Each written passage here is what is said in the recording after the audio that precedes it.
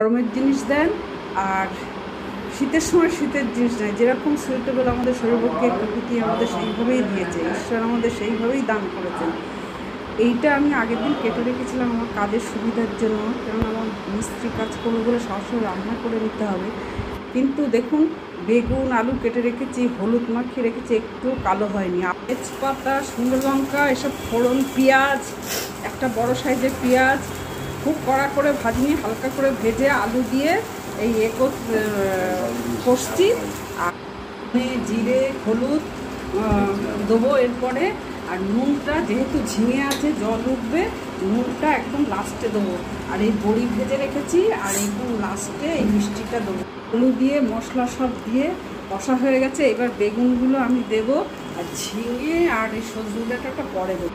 আলু কষা হয়ে গেছে, এবার ঝিঙে আর সজনে ডাঁটা জ্যাগারি আর বড়ি দিয়ে দিয়েছি এই যে। আর এই কাঁচা তেল, আলু দিয়ে তরকারি কমপ্লিট হয়ে গেছে, কমপ্লিট।